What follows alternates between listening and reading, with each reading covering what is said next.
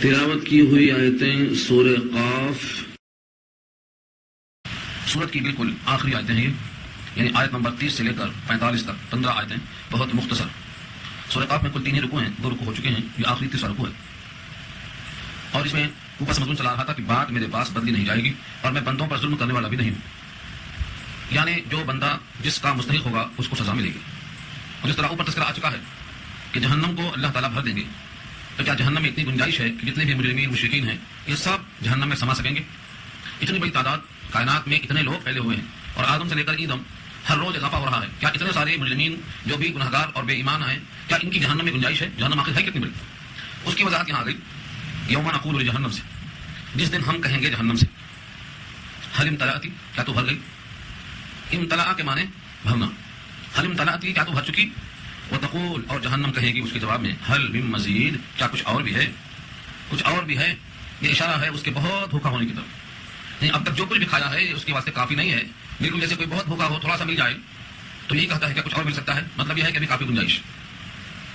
اس آیت پر امام بخاری نے لکھا ہے کتاب التفسیر میں، چھوٹی چھوٹی احادیث مختصر انداز میں امام بخاری نے ہر آیت پر جو صحیح ترجمے میں پیش کیا کہ رب کریم جہنم سے ویسا پوچھیں گے اور وہ ایسا کہے گی، مطلب بہت بھولے گی، تو رب کریم اس جہنم میں اپنا پاؤں رکھ دیں گے۔ اب جہنم میں اللہ کا پاؤں، اپنا قدم اللہ کا وہ کیسا ہے؟ یہ متشابہات میں سے، جیسے اللہ کی ذات، اللہ کا چہرہ، اللہ کی پجلی، اللہ کی کمر، یہ سب متشابہات میں سے ہیں، سمجھانے کے لیے کہا گیا ہے، ورنہ انسان جب پجلی کو سنتا ہے تو اس کو اپنی پجلی سمجھ میں آتی ہے، چہرہ جب بولا جاتا ہے تو اپنا چہرہ سمجھتا ہے، ایسے ہی جب پاؤں، اللہ کا پاؤں سمجھ میں آتا ہے تو ہم اپنا پاؤں سمجھتے ہیں کہ ایسا ہوگا، یہ تشبیہ ہے، ایسا جائز نہیں سوچنا۔ اللہ کا پاؤں، اللہ کا قدم اللہ کی شان کے مطابق ہوگا، وہ کیسا ہوگا کسی کو نہیں معلوم، یہ متشابہات میں سے۔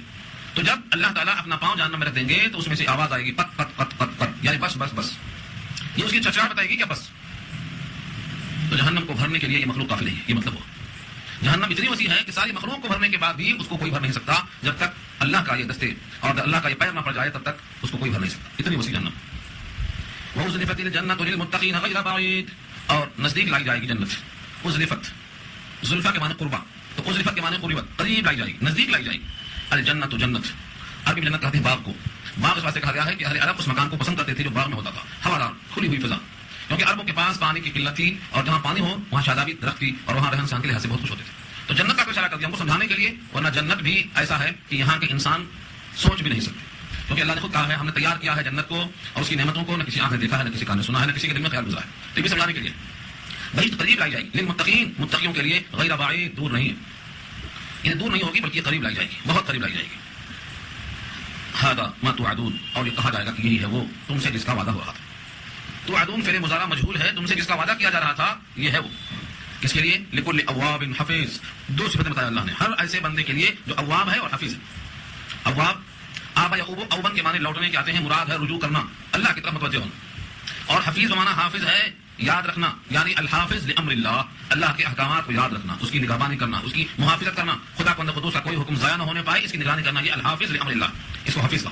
تو دو لفظ ہیں، اواب اپنے دل سے ہمیشہ اللہ کی طرف رجوع ہونے والا، یہ اواب ہے، اور حفیظ اپنے فکر کے ساتھ اللہ کے احکامات کی محافظت کرنا کہ کوئی ضائع نہ ہونے پائے، یہ حفیظ ہے۔ بعض کہتے ہیں جو بندہ اللہ کو صبح یا شام 33 مرتبہ سبحان اللہ، الحمدللہ، اللہ اکبر کہہ لے، اور آخر میں لا الہ الا اللہ وحدہ لا شریک لہ، لہ الملک ولہ الحمد وہو علی کل شیء قدیر، یہ سب پوری کر لے تو وہ بندہ حفیظ کہلائے گا، اور اس کے گناہ کا سمندر کے جھاگ کے برابر بھی ہیں تو اللہ اس کو معاف کرے گا، اور قیامت میں کوئی بندہ کوئی نیکی لے کر اس سے بڑھ کر نہیں آئے گا سوائے اس کے جس نے یہی کام کیا۔ یہ اللہ کی شان ہے، دیکھو کتنا آسان جملہ ہے اور کتنا ہلکا پھلکا ہے کہ کم پڑھا لکھا انسان جو آج ہی اسلام میں آیا وہ بھی یاد کر لے سکتا ہے سبحان اللہ، الحمدللہ، اللہ اکبر، اور پھر ثواب اتنا ہے کہ سمندر کے جھاگ کے برابر معاف ہو جائے۔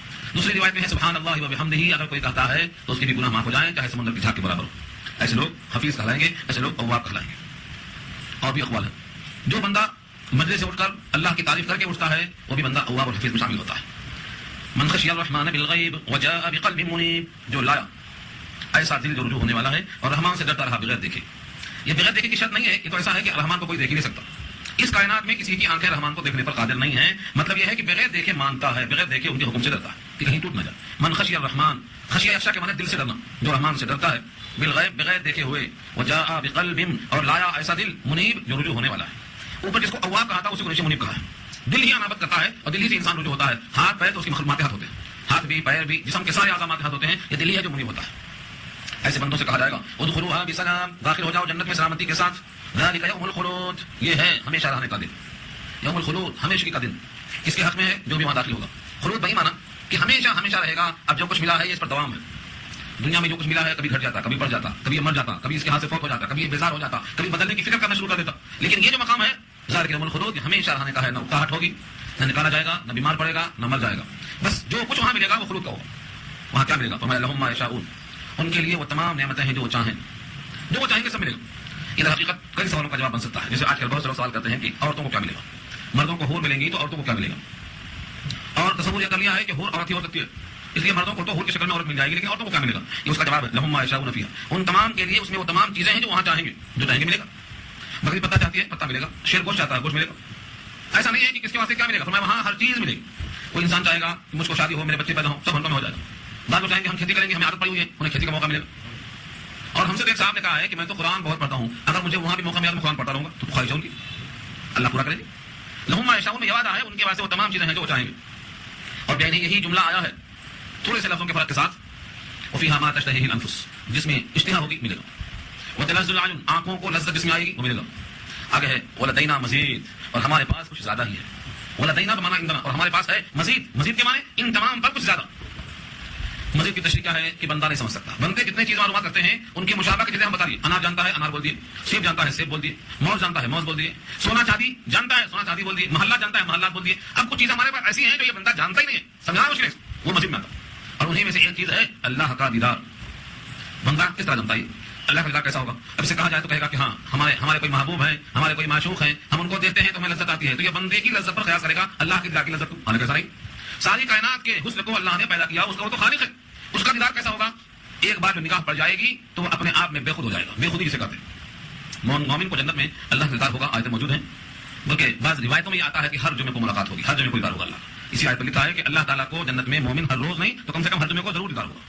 اور جب دیدار اللہ کا ہوگا تو اس میں اللہ کو دیکھ کر بندہ بے خود ہوگا، اسی میں غرق ہو جائے گا.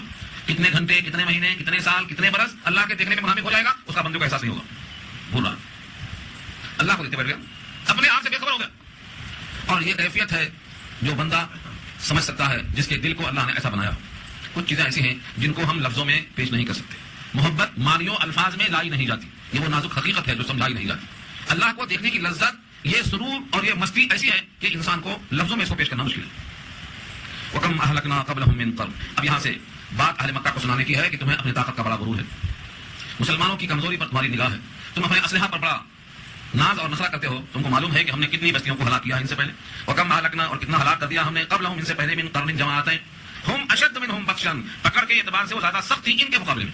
کفار مکہ کے مقابلے میں قوت میں، پکڑ میں، گرفت میں ان سے زیادہ قوت والی تھی. جیسے قوم عاد ہے، قوم سمود ہے، ان تمام بستیوں کو ہم نے ہلاک کر دیا. ان کی طاقت ان کے سامنے کچھ بھی نہیں. اشد، زیادہ قوی تھے. فنقبوا فی البلاد، پھر لگے قریدنے شہروں میں. یعنی ان کو جب اللہ کی طرف سے آفت آئی تو بھاگنے لگے، کہاں جانا، کس شہر میں جانا، کہاں پناہ لینا، کہاں چھپنا. فنقبوا فی البلاد، بلاد بلد کی جمع ہے، شہروں میں قریدنے لگے، جگہ ڈھونڈنے لگے، جائے پناہ تلاش کرنے لگے. جب پانی سوراخ میں آتا ہے تو چوہا نکل کے بھاگتا ہے کہ اب کون سا سوراخ نیا ملے. یہ ہے فنقبوا فی البلاد. ان کو جب پانی کی طرح عذاب نے گھیر لیا تو اب کس گھر میں جائیں، کس محلے میں جائیں، کس شہر میں جائیں، کس زمین پہ جائیں، کہاں جائیں. یہ ہے فنقبوا فی البلاد، لگے ڈھونڈنے.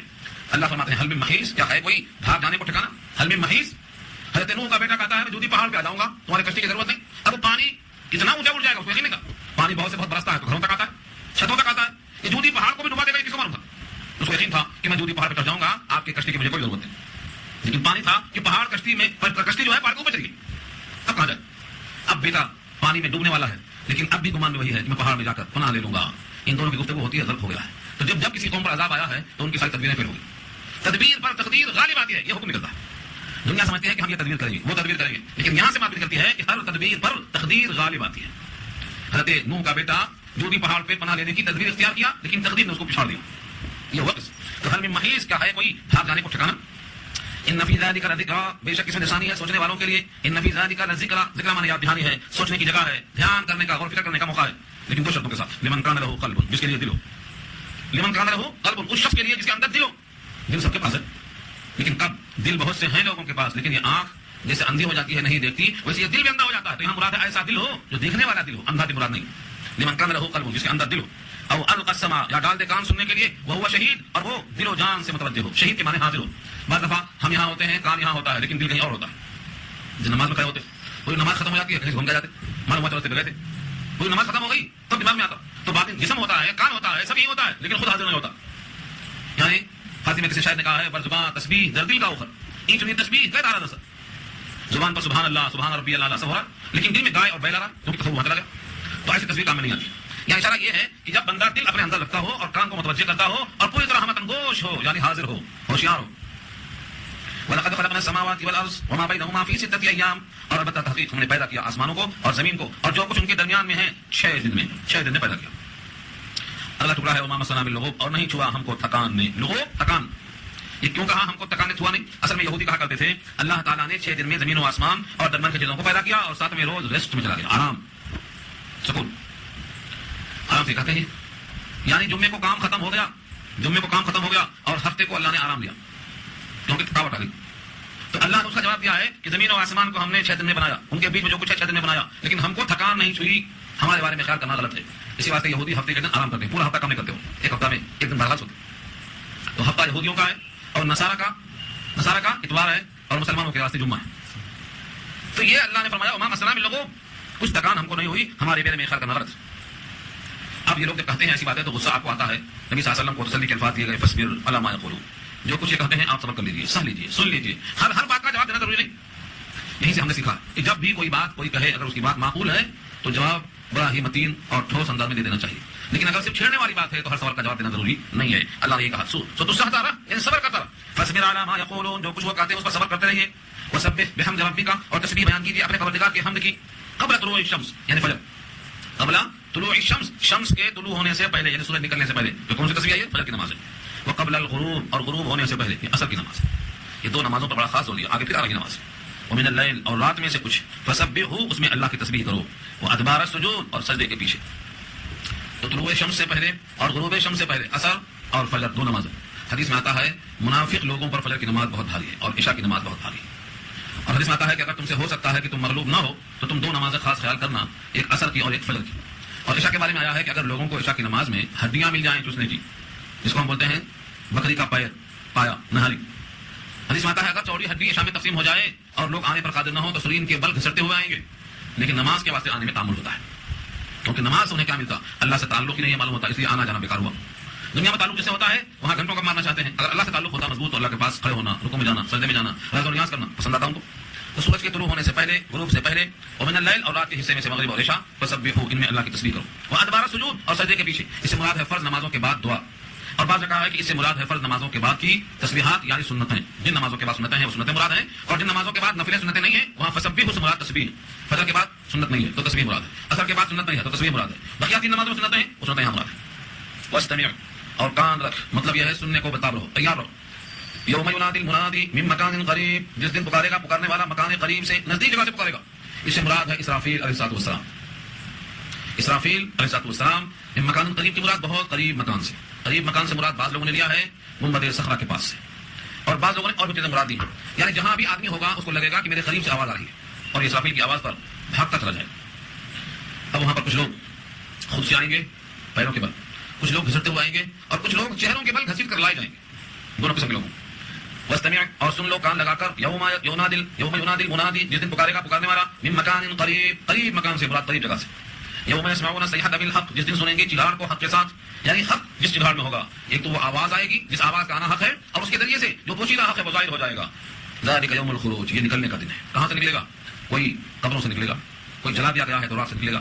ایک ایک جگہ سے کئی ہزار لوگ نکلیں گے. یوم الخروج ہے یہ. خروج کے معنی نکل جا. ہمارے پاس یوم الخروج سے مراد کا سمجھتے ہیں پاسپورٹ آفس میں جو آپ کا پاسپورٹ ہے اس پہ مار دیتا ہوں خروج, نکل جاؤ, یہ خروج سمجھتے ہو. یہ بھی خروج ہے, یہ ایک ملک سے دوسرے ملک کا خروج ہے. اور یہ جو خروج ہے یہ بھی ایک درجہ, جیسے ماں کے پیٹ سے دنیا میں آیا یہ بھی خروج ہے, اب ماں کے پیٹ سے قبر میں جائے گا یہ بھی خروج ہے, پھر قبر سے موقع حساب میں آئے گا یہ بھی خروج ہے. تو خروج کی شکلیں بدلتی جا رہی. ذالک یوم الخروج, یہ بھی خروج کا دن ہے. انا نحن نحیی و نمیت والینا المصیر, بے شک ہم ہی ہیں جو زندہ کرتے ہیں, وہ نمیت اور مارتے ہیں, والینا المصیر, اور ہماری طرف سب کو پہنچنا ہے, یعنی مارنا جلانا اور سب کو ہمارے پاس لوٹ کر آنا, اس کے سوا اور کوئی اشارے کار نہیں. سب کو حیات ہم دیتے ہیں, سب کو موت ہم دیتے ہیں, سب کو زندہ ہونے کے بعد لوٹ کر ہمارے ہی پاس آیا ہے, ہم سے ملے بغیر چارے کار نہیں ہے. اس لیے جن کے تعلقات ہم سے پختہ ہوتے ہیں ان کے تعلقات میں اضافہ ہوتا ہے. زندہ ہم کیسے کریں گے سب کو معلوم ہے, کیسے ہم ماریں گے یہ بھی لوگ دیکھ رہے ہیں. اب ہمارے پاس جمع کیسے ہوں گے, اٹھ کے کیسے آئیں گے؟ یوم تشقق الارض, جس دن زمین پھٹ جائے گی.